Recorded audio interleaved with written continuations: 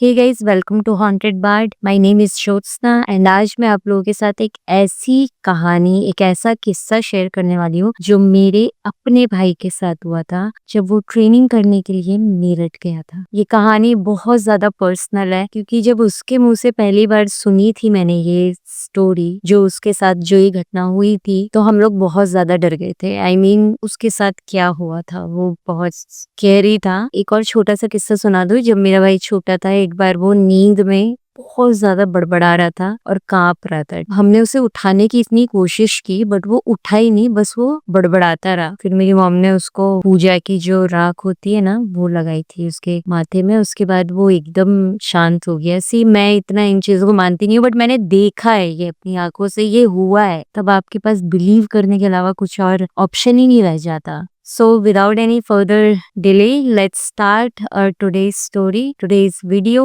Let's go.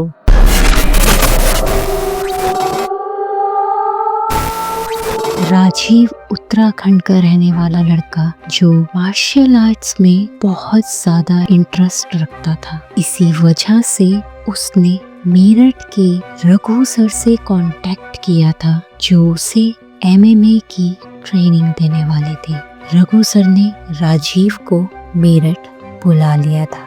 ये घटना तब शुरू होती है जब राजीव उत्तराखंड से अपनी MMA की ट्रेनिंग करने जाता है यूपी के एक डिस्ट्रिक्ट मेरठ में। राजीव के साथ उत्तराखंड से ही जतिन नाम का लड़का भी MMA सीखने जाता है। मेरठ में उनके MMA कोच रघु सर ने ही उनके सारे अरेंजमेंट्स देखे थे, कहाँ रहना है, ट्रेनिंग से लेके खाना पीना तक, क्योंकि ये अभी बच्चे ही थे, स्कूल से जस्ट निकले थे।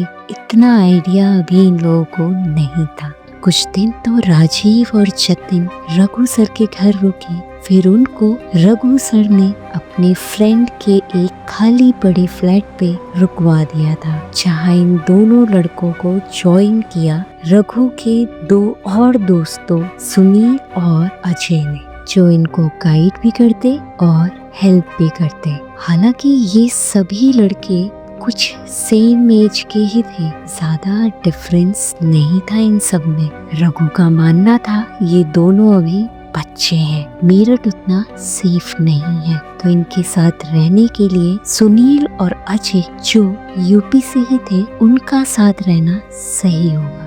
रघु का घर मेरठ में ही था। बाकी बच्चे, ये 4 लड़के उस फ्लैट में शिफ्ट हो चुके थे, लेकिन इनकी MMA प्रैक्टिस कभी कभी उस फ्लैट में ही चलती थी। किक बैग में पंचेस मारना, किक्स मारना इनका डेली रूटीन था, जिससे परेशान होके फ्लैट के ओनर ने, जो रघु के दोस्त के फादर थे, उन्होंने फ्लैट खाली करने को कहा, क्योंकि उनके मकान में दरारें पड़ने लगी थी और फ्लैट के ऊपर रहने वाले लोगों को लगातार पंचेस की आवाजें आने से डर भी लगता था, जिस वजह से पड़ोसियों की शिकायतें आने लगी थी। शायद इस सिचुएशन में कोई भी यही करता, जिस वजह से इन लड़कों को वो फ्लैट खाली करना पड़ा। लेकिन अब रघु ने एक ऐसा घर इनके लिए ढूंढा जहाँ किसी को कोई शिकायत नहीं होने वाली थी, क्योंकि ये घर कंकर खेड़ा नाम के गांव की ऐसी जगह में था जहाँ दूर दूर तक कोई नहीं रहता था, और खेतों के बीच में बना ये घर एकदम देसी स्टाइल में ही बना था, और मात्र 6,000 रुपए में पूरा घर इन 4 लड़कों को मिल गया था। घर की शुरुआत में एक गेट था। गेट से अंदर घुसते ही एक हॉल था, जहाँ लेफ्ट में बाथरूम और जिसके किनारे से सीढ़ियां निकलती थी ऊपर के लिए, और हॉल के आगे जाके ही एक गलियारा पड़ता था, जिसके राइट एंड लेफ्ट साइड में रूम्स थे। राजीव का रूम गलियारे में घुसते ही राइट साइड में पड़ता था। घर में घुसते ही इन सभी को ऐसा लगा जैसे घर में कुछ ज्यादा ही ठंडक सी थी। शायद धूप कम आने के कारण यहाँ अंधेरा सा ही रहता था, जिस वजह से इस घर से सबको काफी नेगेटिव वाइब्स ऑलरेडी आ रही थी। लेकिन चारों लड़के काफी खुश भी थे क्योंकि सब अब खुलकर प्रैक्टिस करने वाले थे, खुली जगह में बिना किसी रोक टोक के। उस घर के बाहर कुत्ते के छोटे छोटे बच्चे भी रहते थे जिनसे राजीव को बड़ा लगाव था। ये टाइम था नवंबर का, ठंड बहुत थी और इन चारों ने अपने लिए दूध भी लगवाया था क्योंकि ट्रेनिंग के लिए दूध पीना जरूरी था। रघु हर रात इन लड़कों के साथ ही रहता था क्योंकि ये जगह थोड़ी आइसोलेटेड थी और बच्चे डरे ना तो रात में रघु उनके साथ ही रुकता और सुबह अपने घर निकल जाता। एक हफ्ता इस घर में ऑलरेडी हो चुका था, लेकिन आज राजीव के साथ फर्स्ट टाइम कुछ ऐसा हुआ जो केवल शुरुआत थी कुछ बड़ा होने की, क्योंकि आगे उसके साथ बहुत कुछ होने वाला था। डेली की तरह राजीव रात में दूध पी के अपना ग्लास बेड के सामने बनी शेल्फ में रखता था और हर दूसरी रात दूध पीने से पहले ही उस ग्लास को वहां से उठा के धोता और फिर से उसमें दूध पीता। ये उसके डेली रूटीन में शामिल था और तब तक ग्लास वहीं रखा रहता। आज रात भी राजीव अपना खाली ग्लास साइड रख के तकरीबन 9:30 बजे तक सो गया था, लेकिन रात के 12 बजे झटके से उसकी नींद खुल जाती है और उसकी नजर अपनी रूम की खिड़की पे पड़ती है जो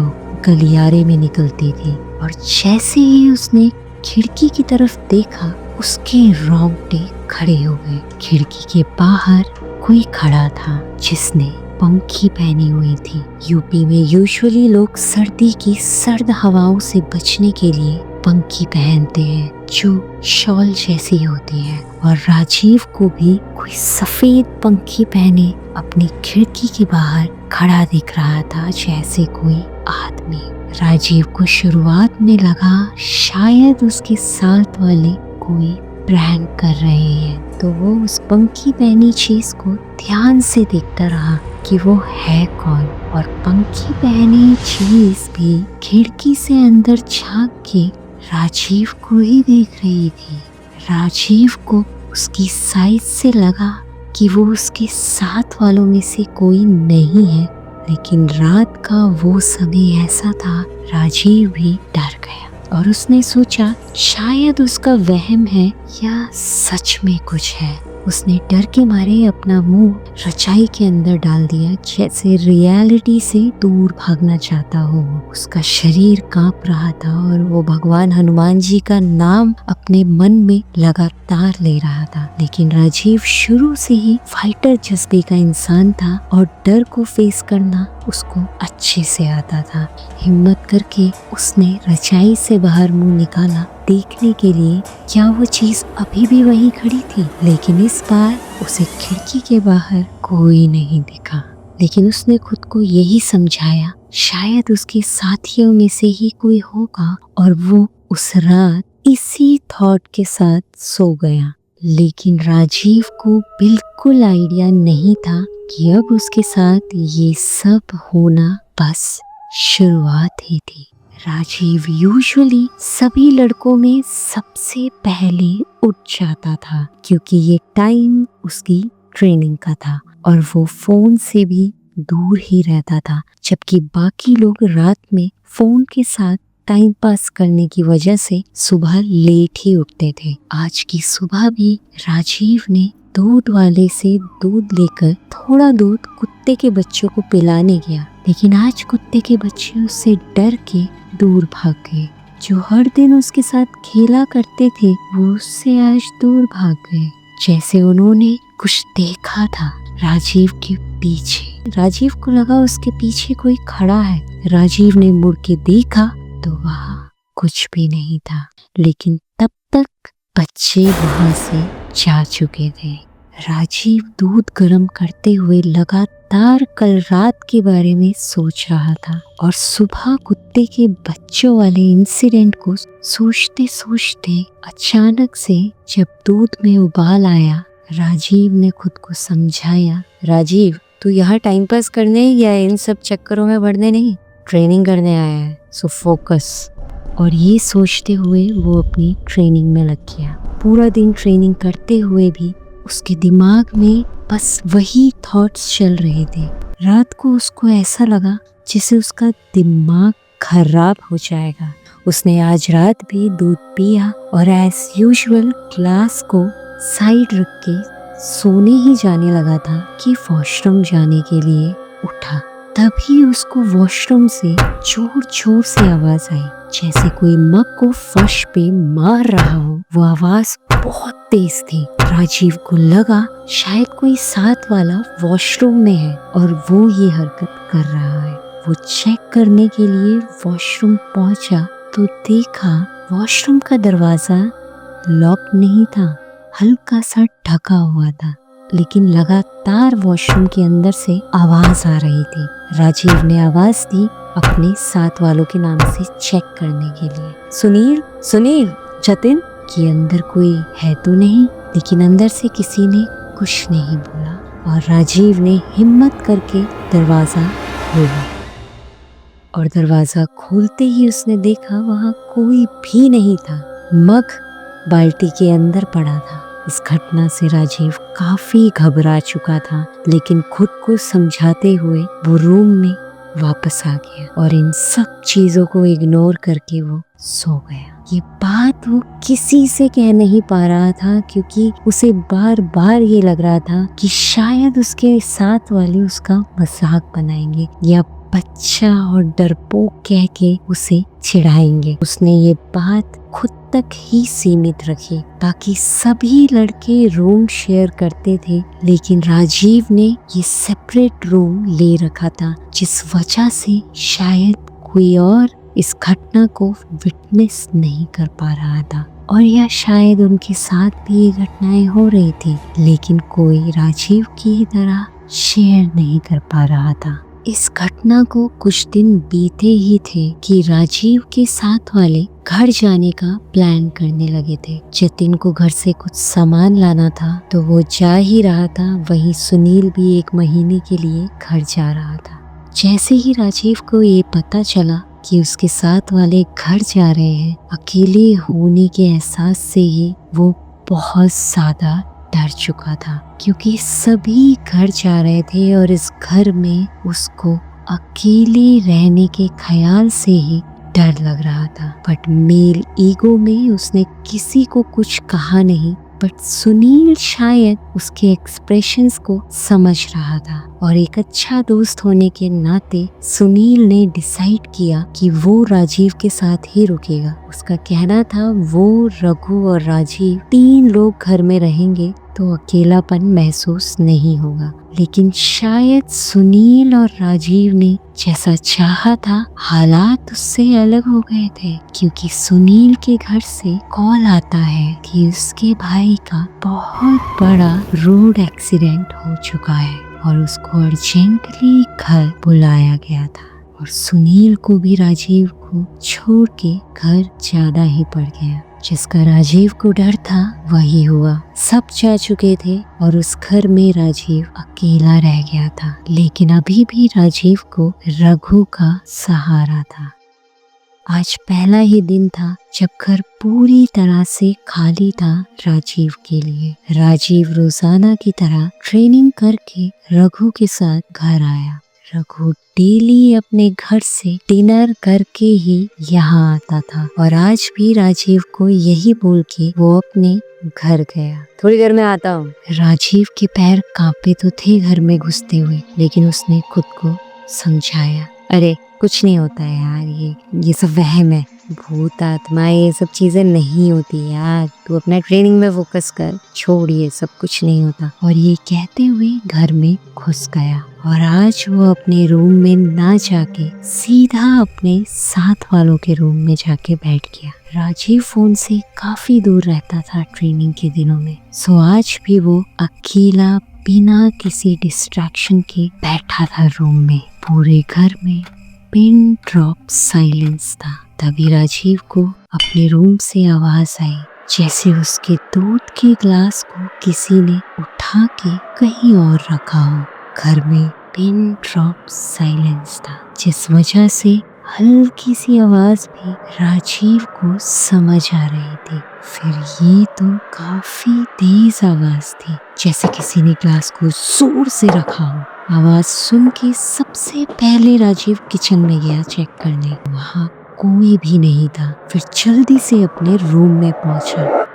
वहाँ भी कोई नहीं था, लेकिन उस ग्लास की पोजीशन चेंज थी। जहाँ तक मुझे याद है, ये ग्लास मैंने शेल्फ की राइट साइड में रखा था, जहाँ यूजुअली वो ग्लास रखता था, और ग्लास वहाँ ना होके लेफ्ट साइड में था। बट राजीव को लगा शायद उसका दिमाग कुछ ज्यादा ही चल रहा है। ये सोच के राजीव अपने रूम में गया और उसने वहां से अपना फोन उठा के फिर से अपने साथ वालों के रूम में जाके बैठ गया। इस बार उसने अपने फोन में मोटिवेशनल सॉन्ग लगाए और अपने ट्रेनिंग के स्टेप्स को रिवाइज करने लगा। अभी तकरीबन आधा घंटा हुआ ही होगा। राजीव को एक जोर से ग्लास की जमीन में गिरने की आवाज आई। वो आवाज इतनी तेज थी जैसे किसी ने उसके ग्लास में जोर से लात मार के ग्लास को पटका हो। जब राजीव को लगा कि उसके ग्लास को इतनी जोर से किसने पटका, वो सीधा भाग के अपने रूम में देखने गया। रूम में देखा तो वहाँ कोई भी नहीं था। क्लास रूम में शेल्फ के ऑपोजिट साइड में गिरा था।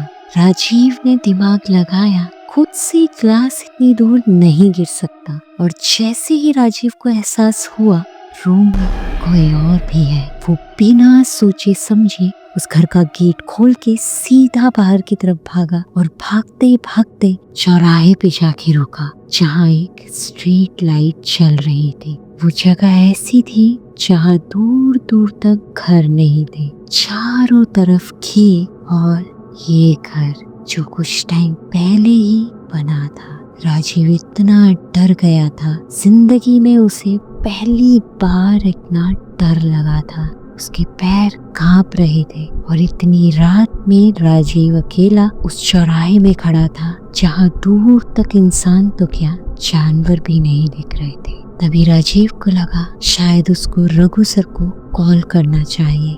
ये सोच के जैसे ही उसने अपनी पॉकेट की जेब में फोन के लिए हाथ डाला, उसे रियलाइज हुआ वो हड़बड़ाहट में अपना फोन घर के अंदर छोड़ के ही बाहर आ गया था, जिस वजह से अब वो और परेशान हो रहा था। राजीव काफी निडर इंसान था वैसे, लेकिन इस घटना से वो डर चुका था। बट फिर भी हिम्मत करके वो घर वापस जाने लगा, क्योंकि उसे फोन चाहिए था रघु सर को बुलाने के लिए। डर बहुत था, बट उसके बारे में ना सोचते हुए राजीव भाग के गया। जितनी तेज भाग सकता था उसने अपना फोन उठाया और फिर भागते हुए चौराहे में दोबारा आके खड़ा हो गया। खुद को नॉर्मल दिखाने की कोशिश करते हुए उसने रघु सर को कॉल किया। हेलो हेलो हेलो सर, कहाँ हो आप? हाँ राजीव, खाना खा रहा हूँ, बस आ गया, थोड़ी देर में आता हूँ। सर जितनी जल्दी हो सके आ जाओ, मुझे लगता है इस घर में कोई है। राजीव टेंशन मत ले यार, डर मत, मर्द का बच्चा है तू, समझ में बस आ ही गया, फिर देखते हैं क्या है। अब राजीव के दिमाग में ये बात आई, कहीं वो बेवजह तो नहीं डर रहा? यहाँ चौराहे में बेवकूफों जैसा खड़ा है, पहले मैं देखूं जरा डरने की बात है भी या नहीं। और उसने डिसाइड किया वो खुद देखेगा कुछ है भी या खामखा वो डर रहा है। राजीव बहुत डरते हुए उस घर की ओर भारी कदमों से चलते हुए गेट तक पहुंच गया, लेकिन राजीव के दिमाग में कुछ तो चल रहा था।